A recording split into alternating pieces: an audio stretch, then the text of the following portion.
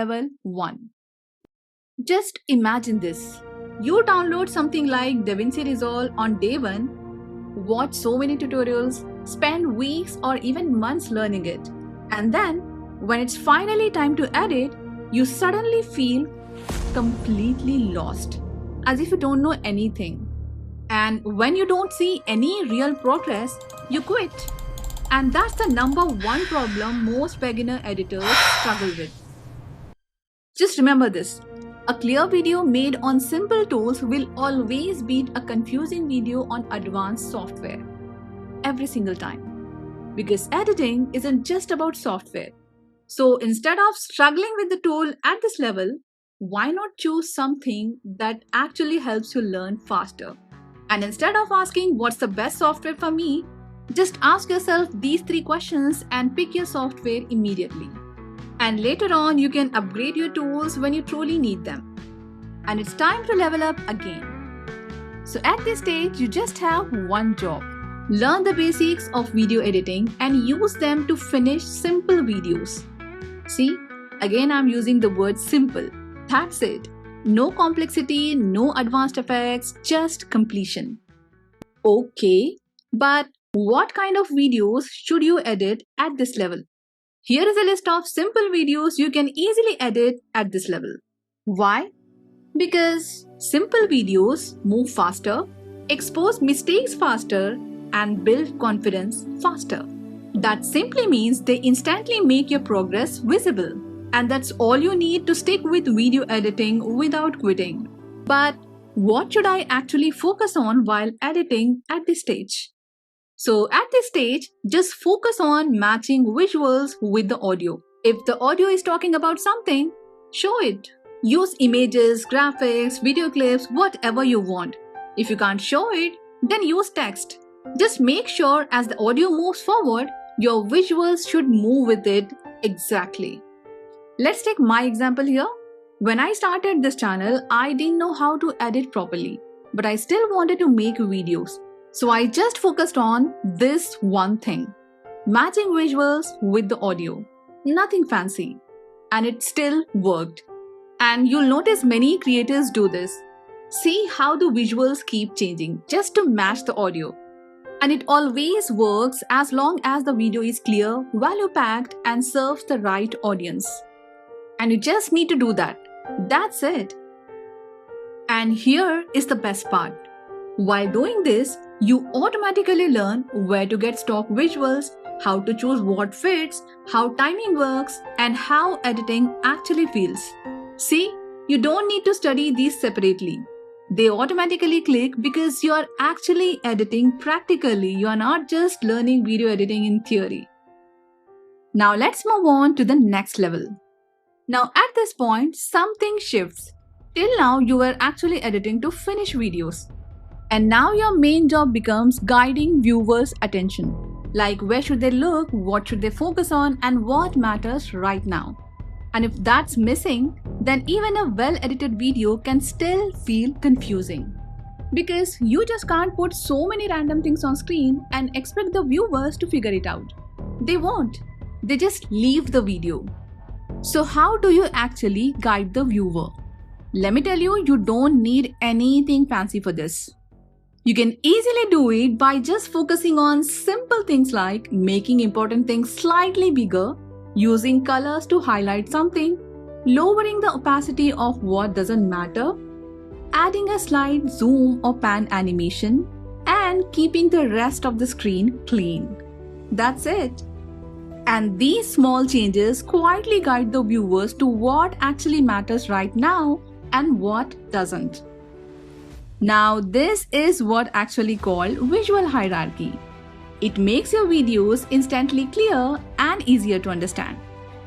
And this is where editing becomes intentional. Now, here is the thing.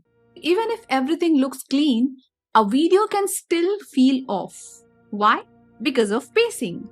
And what is pacing in video editing? It's simply how fast or slow your video feels and how information is delivered over time. So in the previous level, you were making rough cuts. Now you actually focus on when to cut, when to pause, and how long something stays on screen. And good pacing makes a huge difference. If it's too fast, it feels stressful. If it's too slow, it feels boring. But when it feels right, you don't notice it, but the audience keeps watching. But the real question is how to actually control pacing. Now, pacing actually depends on a few things like the type of video, the audience, and how complex the idea is. For example, an intro is usually fast-paced. Short form videos, even faster.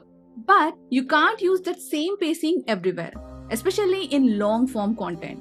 So you have to be intentional and thoughtful about how fast your video moves. At this stage, just keep one thing in mind. If something makes sense instantly, cut it faster. And if it needs a moment, let it stay longer. And when you can do that consistently, you are ready for the next level. Now, editing upgrades again. Till now, you focused on clarity and guiding attention. But now, your focus shifts to one question. What should the viewer feel right now? Because people don't remember perfect cuts. They remember how your video made them feel. And that's what separates good editing from great editing. So how do you actually make the viewer feel something? Now, this builds on everything you have learned so far, especially pacing. But at this level, you can focus on improving these three important skills. And the first one is sound design. So just focus on learning sound design, like how to use different types of sound effects, music, and even silence to create the impact you want. Because sometimes no sound at all is the most powerful choice. But sound design alone is not enough. What the viewer sees on screen matters just as much. And this is where custom visual starts to make sense. Because until now, you were relying on stock footage. So now you should focus on learning design concepts and start creating your own custom visuals. Not to make things fancy, but to make things easier to understand. And even if everything looks right, how it moves still changes the experience of your viewers. And this is where you can focus on skills like animations, motion graphics, and visual effects. Because they help guide attention and make things easier to understand. And if you enjoy this part, then you can even specialize in it. But what about storytelling? I noticed that you didn't mention about it. Is it not important? How do I learn it? Good question. Storytelling is important, but you don't start by studying storytelling separately. You start by practicing it through editing. And storytelling is a broad topic, and visual storytelling is an important part of it.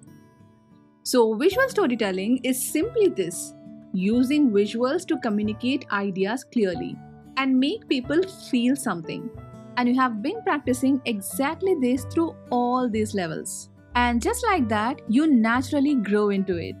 Because now you understand what to show, what to remove, what to emphasize, and how it should feel. And that's what the main purpose of storytelling is: to make the viewers watch the full video. And once you reach here and your skill starts to grow, your tools might start to feel limiting. And that's when upgrading makes sense, because now you actually need it to support what you're creating. So after completing all these levels, you have now become a consistent learner. And at this stage, editing alone is no longer enough. And now you should focus on improving complementary skills like communication skills, content creation, personal branding, etc. Because that's what helps you grow online and monetize your skills. Because industries keep evolving and editing doesn't stop here. So keep learning, keep upgrading, and keep growing. And I'll see you in the next video.